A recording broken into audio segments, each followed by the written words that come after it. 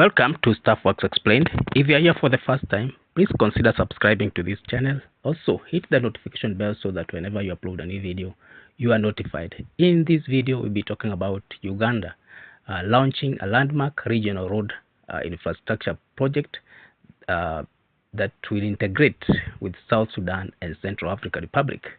Uganda has officially embarked on one of its most ambitious infrastructure initiatives to date, following the signing of bilateral agreements with South Sudan and Central African Republic for the construction of 1,100 kilometers regional road network. This transformative project aims to foster regional trade, promote political cooperation, and improve physical connectivity between East and Central Africa. The announcement was made by President Yoweri Museveni at State Lodge in Fort Portal after a high-level tripartite meeting convened in Kampala, which involved ministers and senior officials from all the three countries.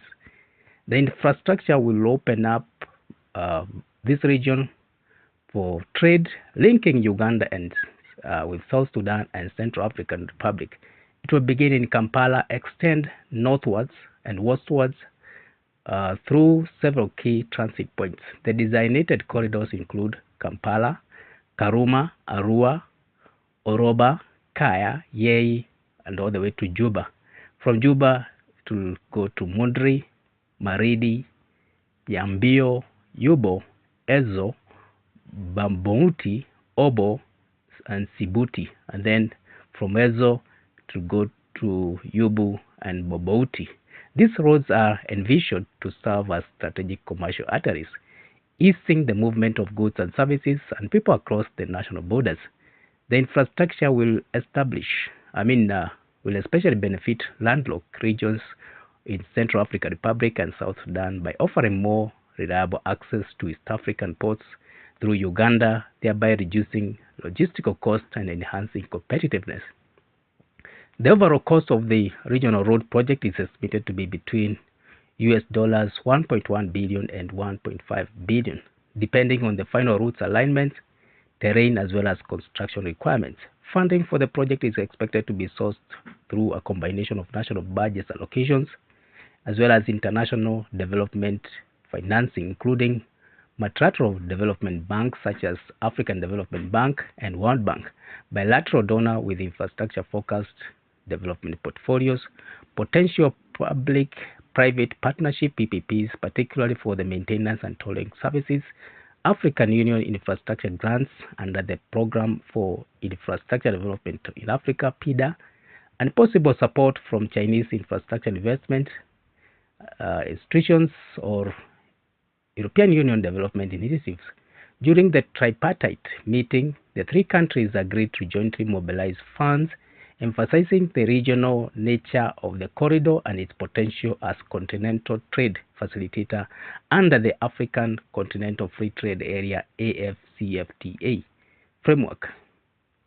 A tripartite technical committee has been formed to steer the project through the planning, implementation, as well as monitoring stages.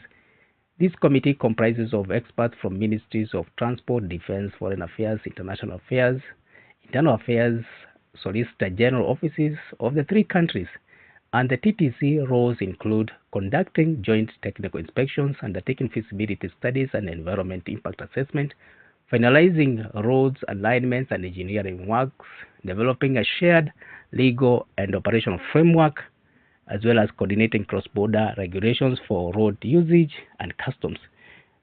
This road is not without challenges and risks.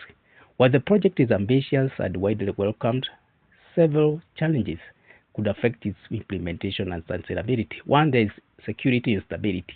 Parts of South Sudan and Central African Republic are affected by ongoing conflict. There is insurgency as well as banditry. Ensuring safety for road construction crews as well as future users will require strong security coordination. There is also financing gaps and delays. Mobilizing the estimated 1.1 to 1.5 billion US in funding could face delays due to competing national priorities and donor conditions. Coordinated diplomatic efforts will be critical to ensuring timely financial support, because these are huge amount, and these countries are already facing some economic crisis. There's also the question of difficult terrain and weather conditions, with some of the stretches of the road network passing through remote and forested, as well as swampy areas, especially in Central African Republic and parts of South Sudan. These conditions may increase construction complexity as well as cost. There is also the aspect of cross-border bureaucracy and regulatory differences. Harmonizing customs, axle load regulations, and road usage policies across 3 jurisdictions may pose legal as well as administrative challenges unless a strong joint regulatory framework is adopted. There's also the aspect of corruption and mismanagement risks. Large infrastructure projects in the region have historically faced risks related to procurement, corruption, and weak project oversight. Strong transparency and anti-corruption mechanism will be essential in this case to avoid that risk. There's also the question of community displacement and land rights conflicts. Land acquisition could trigger disputes. In some areas, government will need to follow fair compensation and respect local rights. Let's look at strategic outlook and regional integration goals that this project brings. Despite the potential challenges, the project represents a critical steps towards achieving the regional integration objectives laid out in frameworks such as East African Community and the goals of AFCFTA. It will expand inter-country trade and investment, facilitate cross-border deployment and mobility, strengthen diplomatic relations and regional peace building, as well as lay a strong foundation for future infrastructure integration such as railway, energy, as well as railways corridors. President Museveni, along with his South Sudanese and Central African counterparts, has emphasized the visionary nature of this initiative. It is not only a physical infrastructure project but a regional development instrument aimed at bridging fragmented economies and unlocking new growth corridors across the East Africa as well as Central Africa. In conclusion, we can say that the 1,100 kilometers regional and road network initiative marks a defining movement in pursuit of deepened integration, economic transformation, and strategic connectivity across East and Central Africa. By linking Uganda, South Sudan, and Central African Republic through a unified infrastructure vision, the project transcends national boundaries and lays the groundwork for shared future of prosperity, peace, and resilience. Despite the formidable challenges of financing, security, and terrain, the political will demonstrated by the leaders in these countries, combined with regional collaborations and international support, sets a strong foundation for success. The project is not merely about roads, it's about deepening or opening trade corridors, uniting people, and igniting development in some of the continent's most underconnected areas.